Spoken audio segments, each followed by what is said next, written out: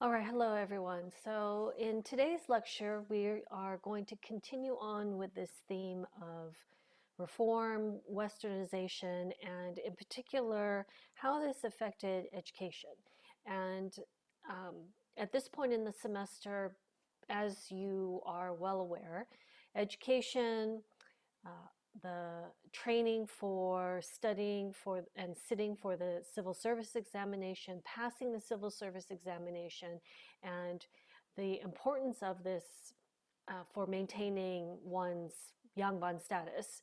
We have already discussed this at length at this point, but we're looking at now at the end of the Joseon dynasty, after Korea has been opened up and now is subject to all different kinds of influences, particularly the influence of Western style learning and education and the schools that were being established at the time, and then what kind of effect that this had on Korean education and the shift in intellectual thought. And so if we think about many of the topics that we have covered up until now, and one of the, I think maybe in two of the discussions thus far, we have looked at the specific topic of reform and how the Joseon dynasty government could, what possibilities for reform were there. And I believe in the last discussion that we had, there was an increased appreciation for how difficult reform was for this particular period of time. And the students in general suggested that education be an area of reform and trying to implement Western technology, Western style education, and in the hopes that this will somehow either help with the economy or help with providing different sources of livelihood for the people, or for developing military technology, et cetera, et cetera. And this is precisely what happened at the end of the Joseon dynasty. Was the government officials were looking and trying to figure out, okay, what kind of practical reforms are there that we can implement without completely changing and upsetting and reorienting what already exists.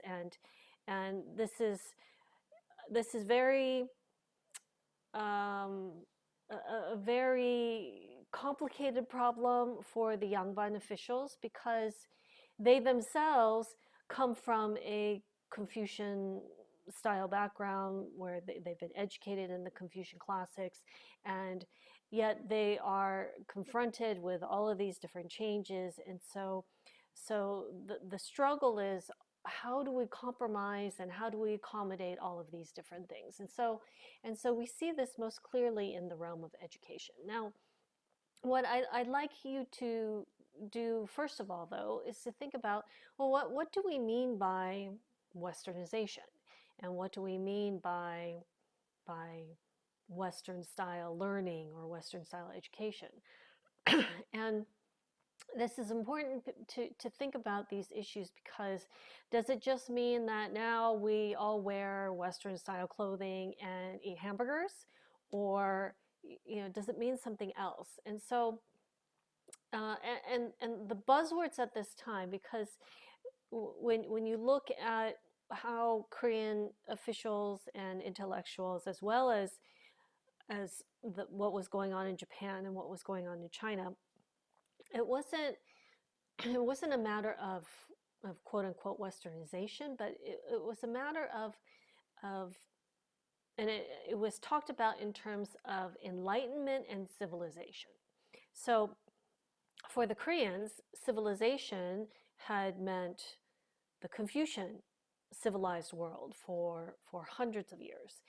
But this then slowly begins to shift and it begins to change, because the Koreans are now exposed and understand that there are other civilizations out there as well that are viable. And so they begin to look at the West, in particular the United States, to see, well, what exactly is going on there. And this is tied to the concept of enlightenment. And what I mean by this is at the end of the 19th century, there's this very common idea that that the Western civilization, or in particular the Christian-based civilization, is an enlightened one, and that it is one that is based on ideas of progress and rationality, and so all of these are tied together: civilization, enlightenment, progress, um, technology, and innovation and change. These are all tied together, and this is very different from the Confucian worldview of things. And so what we begin to see at the end of the 19th century is Japanese, Korean, Chinese intellectuals talking in terms of civilization and enlightenment, or 문명개화. And this is related to concepts that we've discussed in the previous lecture, such as wealthy country and strong army. These were kind of slogans that were popular and tossed around. The idea that if the country can strengthen its economy and become economically prosperous, and at the same time strengthen its army and be able to defend itself, then this is one pathway to civilization and enlightenment. And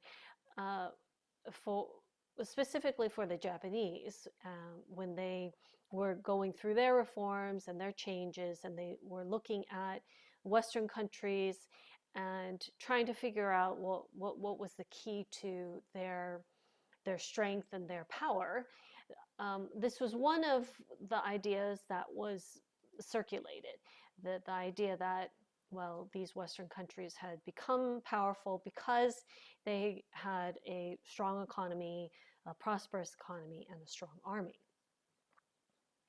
Another slogan was this Eastern way, Western technology. Again, we discussed this in the last lecture, but the idea that, all right, so yes, we do need to reform and a certain amount of changes need to be made. However, we don't want to completely give up our identity and become completely like Western people, or become Christianized, but we do want to preserve our values, our principles, our identity, while implementing Western style technology. And so this kind of a slogan was also very popular at the time. In Japan, though, there was a very strong backlash to the changes that were being made, and the slogan "Expel the barbarians,"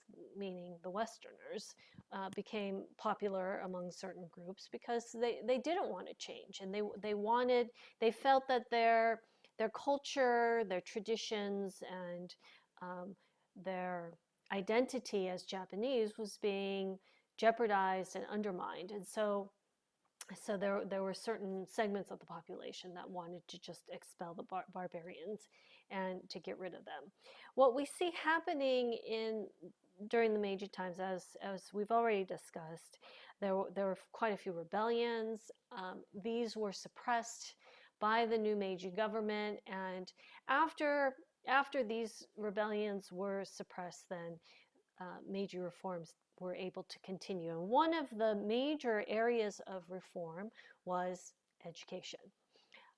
The government established government schools that introduced and taught Western style learning. the education minister in Japan was sent off with a delegation with many other government ministers to the United States and Europe. And the education minister, after observing the American educational system and the European educational system, decided that he liked the American educational system. And so, while other aspects of reform and the Meiji government were modeled after um, different aspects in Europe, the educational system became modeled after the American educational system. And so the Meiji government then brought over American teachers, and they brought over American textbooks. Uh, there's a big issue for textbook publication because even though the Meiji government was able to establish fairly quickly and broadly a basic mass educational system, the question is, okay, what do we use for textbooks? And at the time, there are three options. The first option is to translate textbooks from English, American textbooks from English into Japanese. The second option is to continue to use the textbooks that they had already been using in the more traditional schools, but this is not really desirable, and because that kind of defeats the purpose of having this new educational system. And then the third option is to write new textbooks, but this is very time consuming. And so because they need to have these textbooks and have them published widely and disseminated quickly, they decide to go with the first option, which is to translate American textbooks into Japanese. And so we see this happening first in Tokyo, and then it spreads to other cities. And then there are these private schools that are established from about 1871. Generally, they were concentrated in Tokyo, but they were very diverse. They also would often hire foreign instructors to come in and provide a very high quality of education. So we see this mix of both government schools and private schools that are established and then begin to expand throughout the rest of Japan. One such school that was established at the time was the Keio School. It was founded in 1858 by a very famous Japanese progressive intellectual, Fukuzawa Yukichi. He had been exposed to Dutch learning and then began to learn English, and he established the school in order to provide a Western style learning for Japanese students. And at the school they taught Western history, geography, natural sciences, ethics, and in fact, many Koreans beginning in the 1880s were sent over to Japan and attended the Keio School. The Keio School still exists today. It is in Tokyo, and it is now Keio University.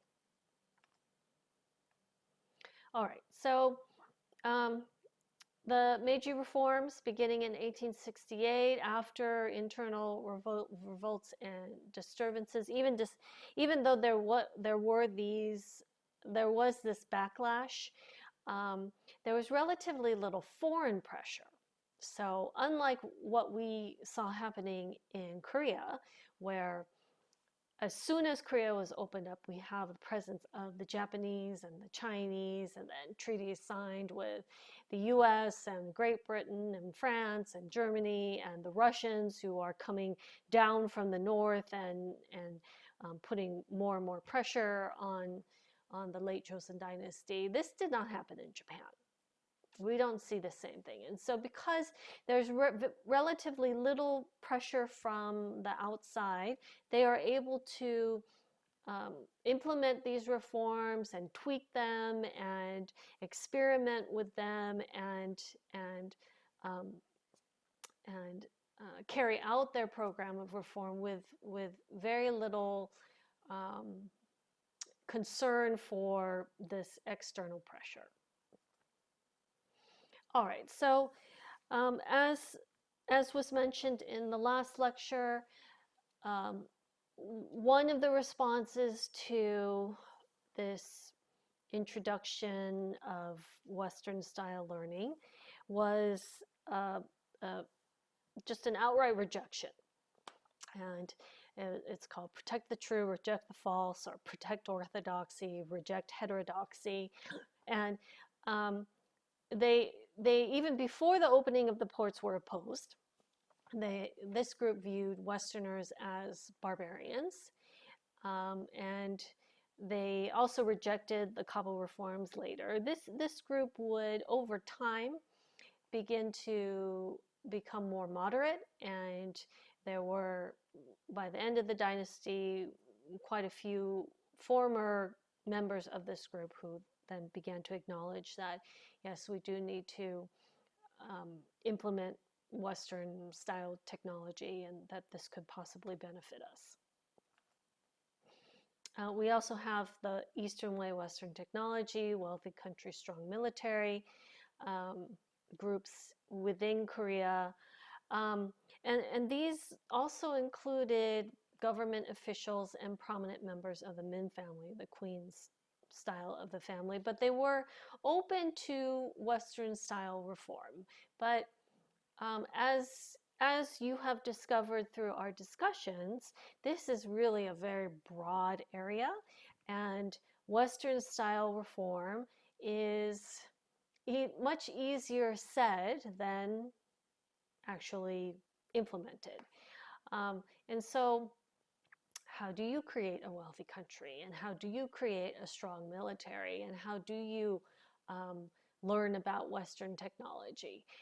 So these became some of the really critical issues of the time.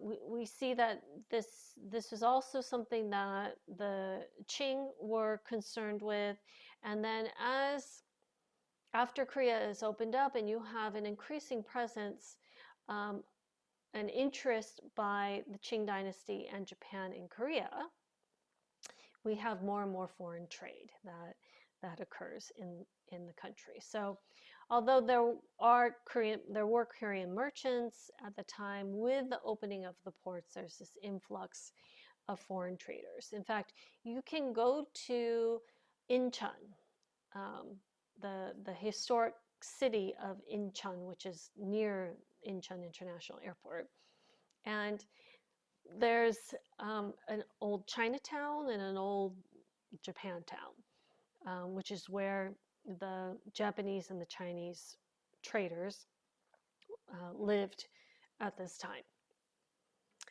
But with this influx of foreign trade and expansion of foreign trade, so now Korean trading companies come into competition with the Chinese and the Japanese, and the government is also trying to support Korean local companies, but this is, it's difficult because the Japanese and the Chinese already have an established record when it comes to foreign trade. There were merchant associations in Korea that were established in 1883. There was an office for the benefit of trade that was established in order to provide some kind of protection and privileges for these merchants. And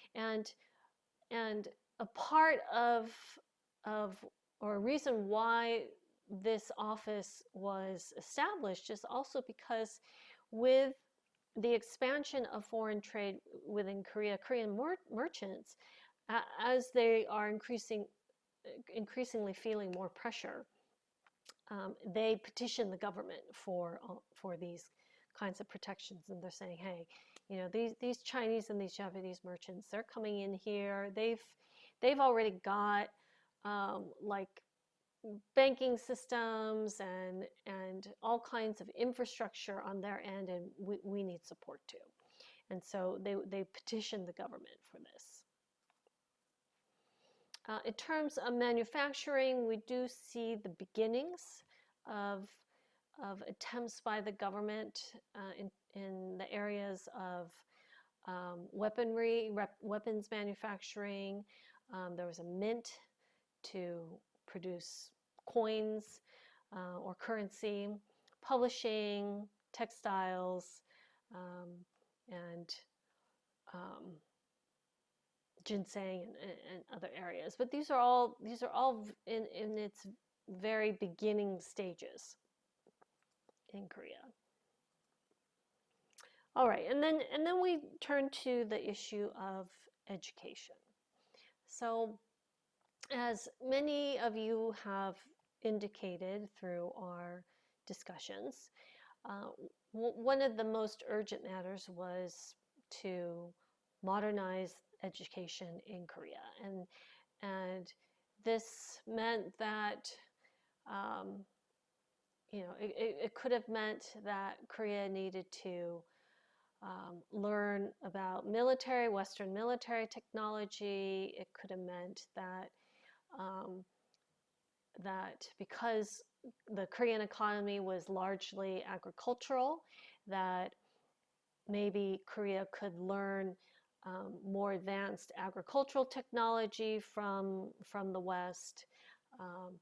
The Koreans were in need of understanding things like international law, and that there was an increased need for learning foreign languages, for interpretation, and for translation. And so there are many different areas of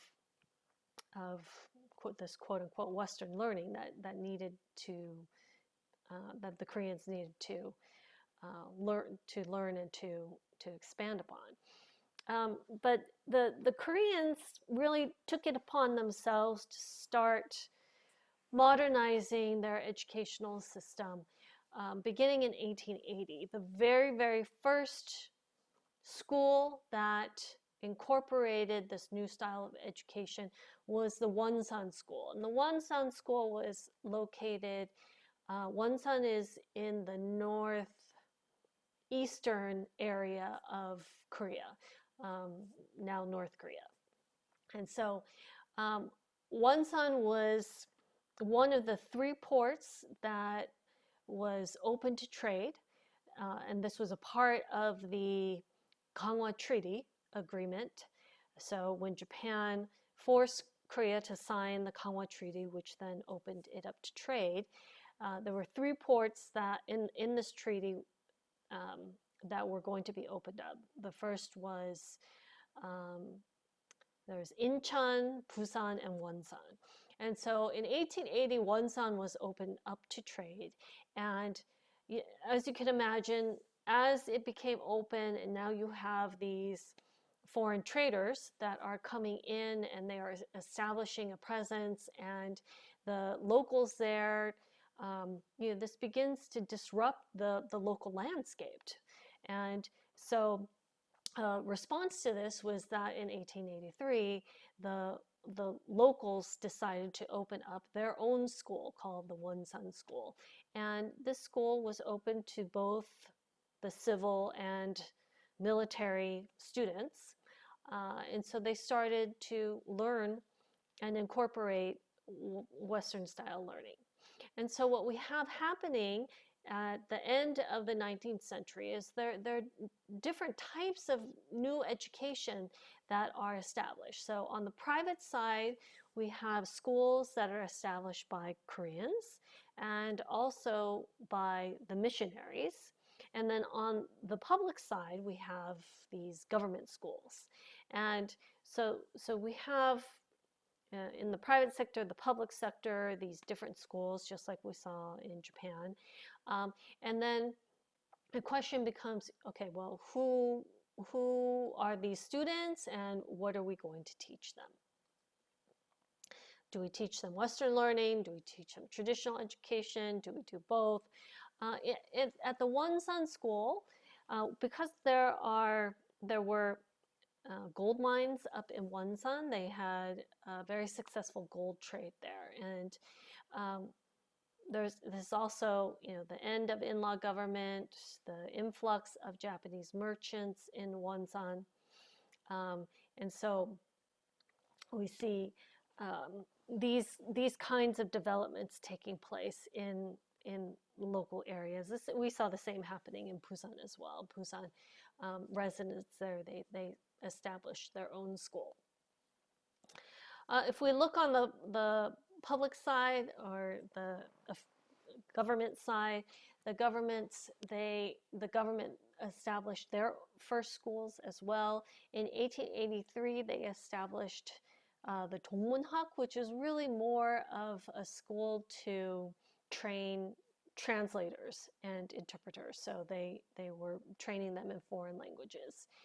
In 1884, an agricultural school was opened up. In 1886, the Royal College of English was opened up, and in 1888, the Yeonmu Gongwon was established. So let me talk a little bit about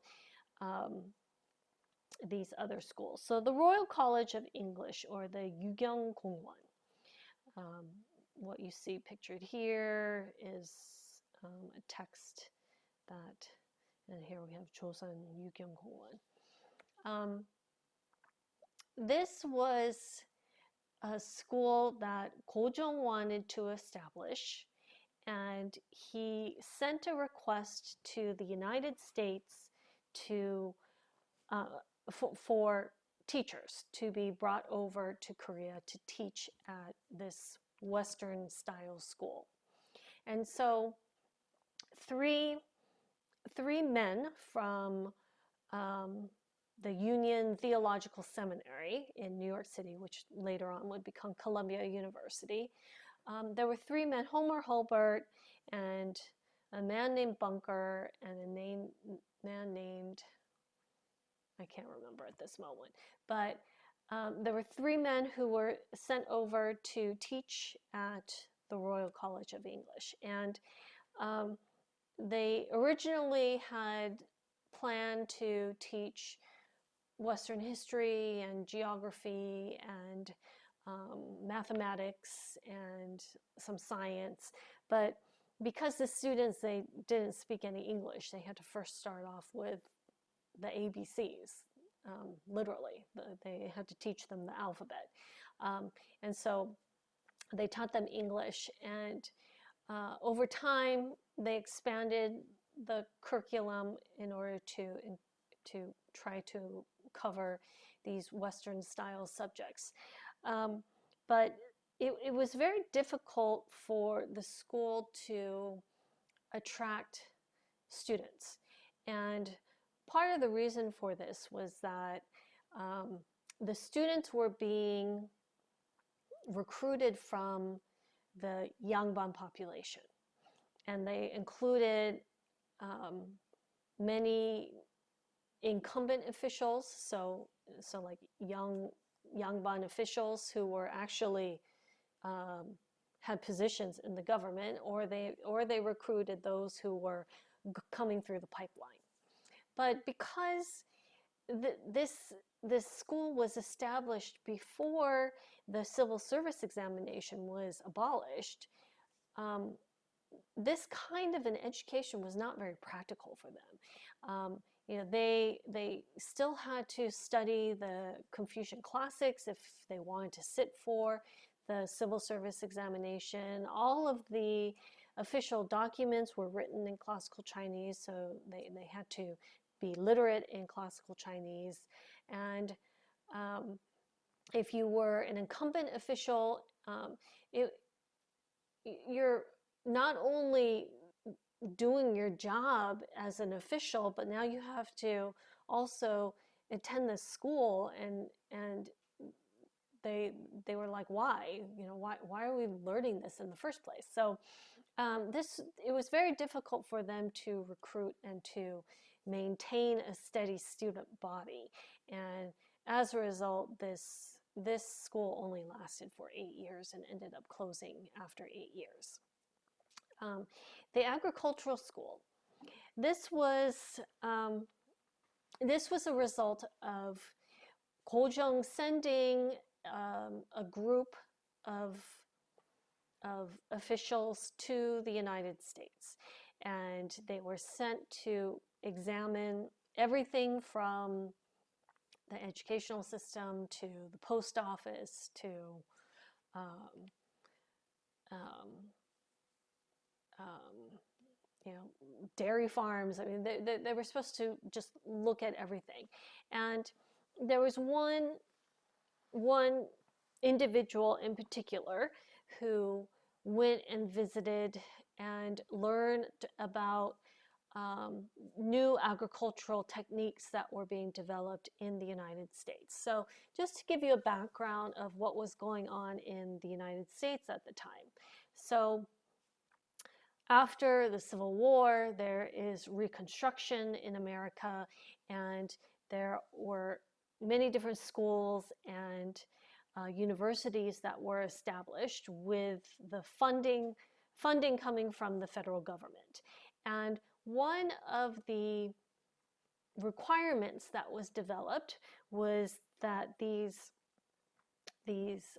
federally funded universities, they needed to have attached to them an agricultural experiment station. And in these agricultural experiment stations, this is where you had like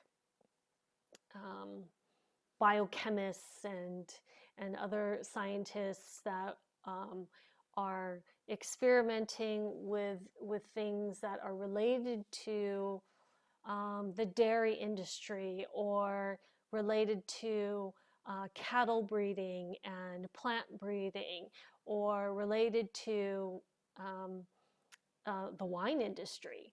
And so all of these various aspects were being developed and encouraged at these agricultural experiment stations in the 1870s and 1880s. And at the beginning, these agricultural experiment stations were not very successful. People, they were supposed to help local farmers and to publish materials that could be disseminated to the farmers so that the farmers could improve their technology. But it took some time, and it really wasn't until the 1900s that this really gained some traction.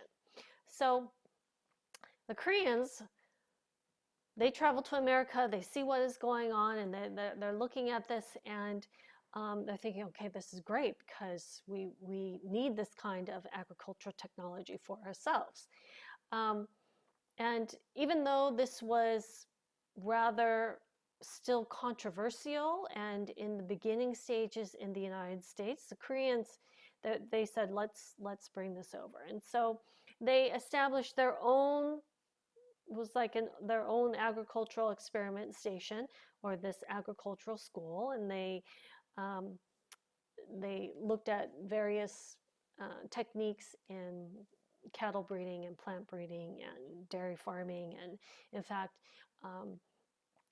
one of the plans was to produce their own butter and cheese. I mean, I don't think Koreans really started eating butter and cheese until about 10 or 15 years ago, but much less in the 1880s. This is really kind of way before their time.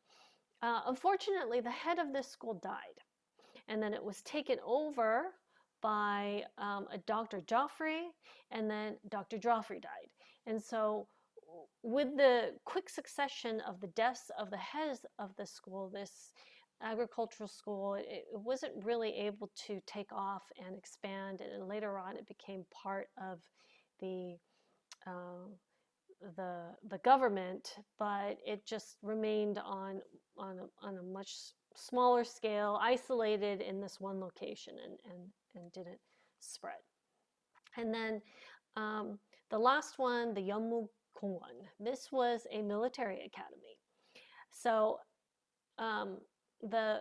it was clear that Korea needed to modernize its military in order to defend itself. And so again, they turned to the Americans, and they brought over 4 instructors.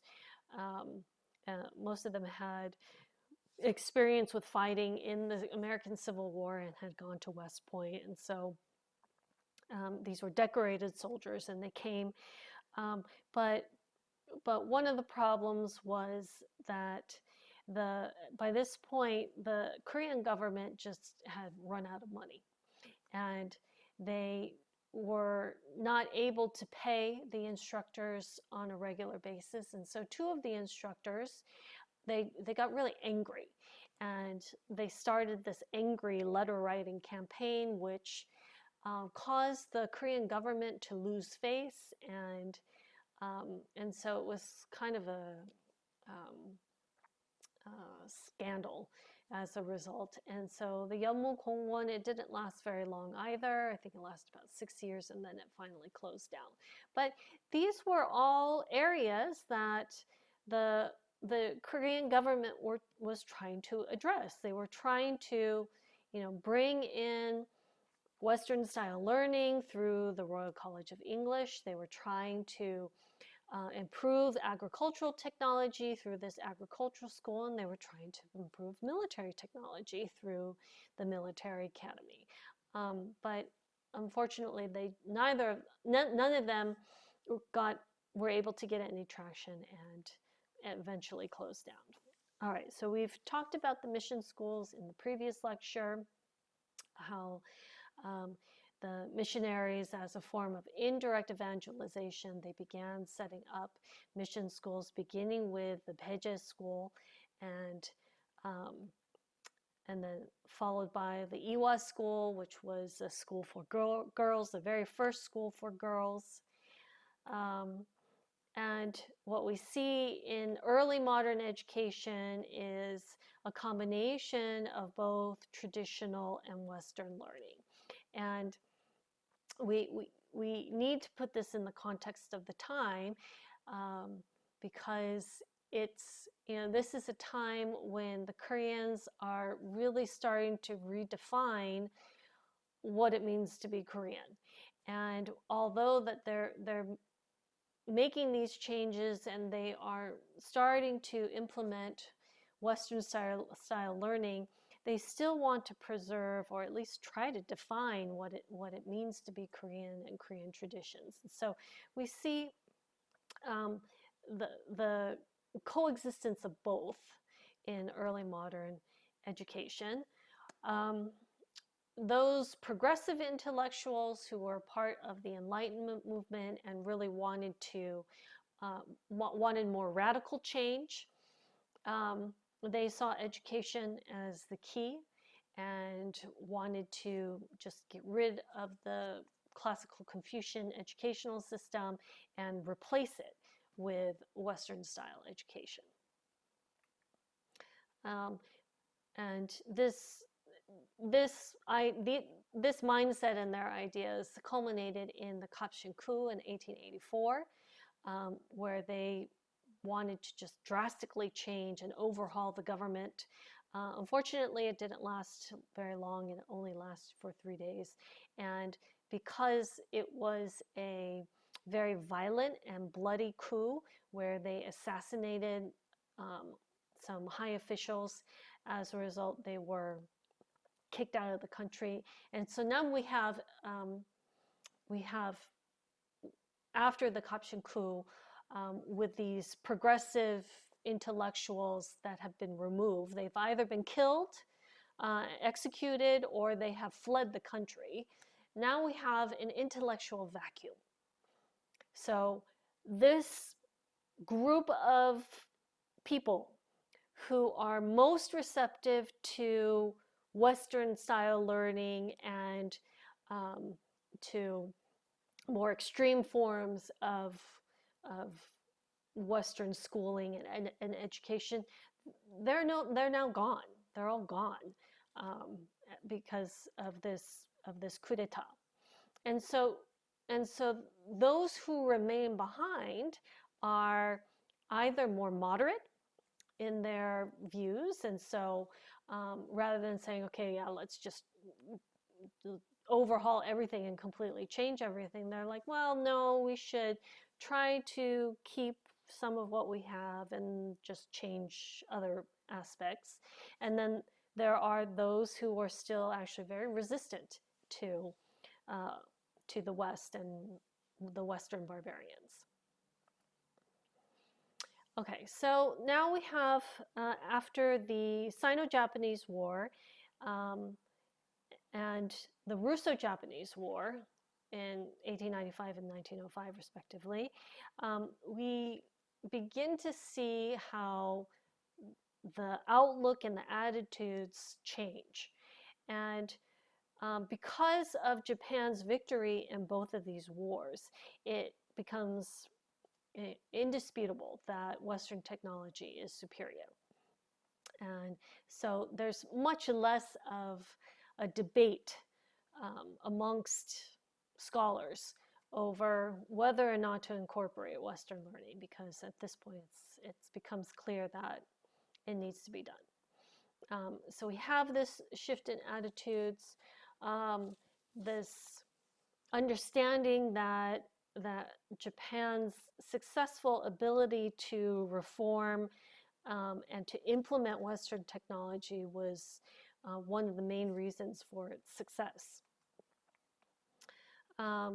But there are many challenges to reform in the Korean context because, as I said, there's this lack of progressive intellectuals after the Kopshin coup d'etat. The second reason is because of fiscal problems. The government really didn't have any money. The third was structural limitations. So we don't have kind of a widespread basic educational system that is already in place like they had in Japan, where these new schools could just be substituted. And then we also have the foreign intervention in Korea. And so because of all of these different reasons, it's just very difficult for Korea to reform and to sustain change, which is very different from the circumstances in Japan. All right, and then if we look at the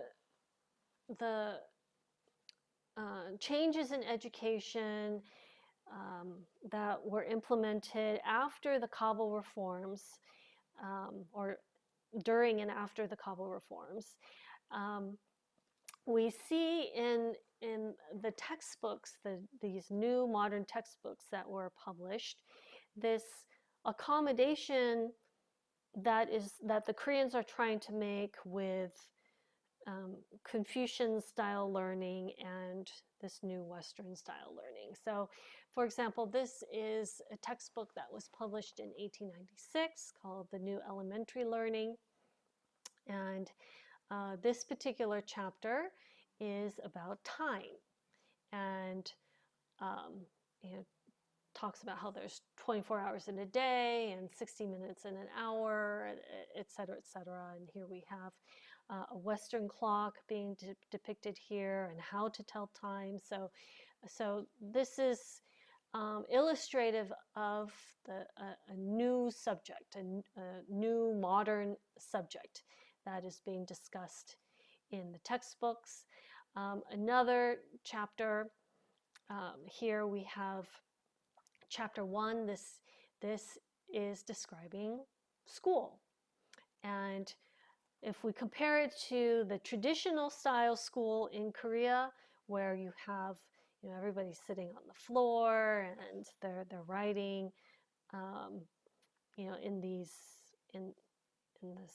style with the paper, and they're sitting more in like a circular format with the teacher in the center. Here we have a modern style classroom, and the children are sitting at modern style desks in rows, and they are all facing the teacher, who is at the front facing them, is pointing to something probably on the chalkboard. And we also have a modern style schoolhouse. So again, we see how the education is starting to incorporate more Western ideas. Another example of this is this chapter, which is entitled Our Country. And unlike classical Confucian texts, which focused on ancient Chinese states, this chapter focuses on Korea. And so this is a description of Korea and its 5,000-year history, and is the subject now of education has shifted from Chinese subjects and individuals to Korea. However, we still see very much that there are certain values and concepts and traditions that the textbooks try to preserve. So, for example, this chapter is on filial piety and talks about how this young girl was sitting at her desk studying, and she looked over and she saw these two little mice, and they were bringing food to their blind mother mouse, and trying to help her and protect her. And she realizes, oh, you know, if these mice are so filial, how much more so then should I be, or should people be? So very much emphasizing the Confucian value of filial piety. We have a chapter here. Now this is very different because it valorizes the military, or the people of Choson, you know, working and doing their utmost for their king and for their country. And here we have a lesson on King Yeongjo, which describes the benevolence of the king and how he tried to encourage his officials to always serve faithfully. It's a very Confucian style lesson, but using a Korean king to illustrate.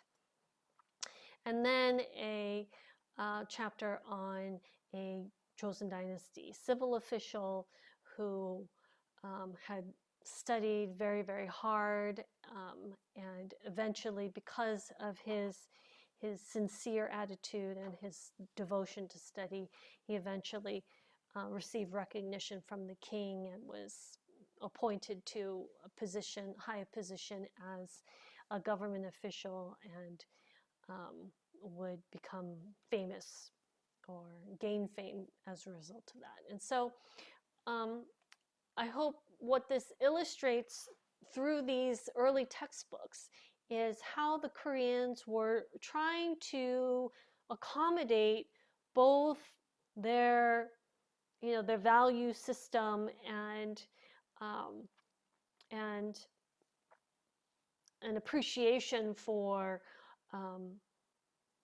certain principles and ideas, while also reforming and changing and incorporating Western ideas and Western concepts. And so this is really what is characteristic of this time, is we see this mix, this combination, this selection of from both traditions and from both fields that are being melded together, being fused together to create something that is new, and that is now a more modern type, or modern Korea. All right, so this concludes our lecture on reform, westernization, civilization, and enlightenment, and the new education at the end of the Joseon Dynasty.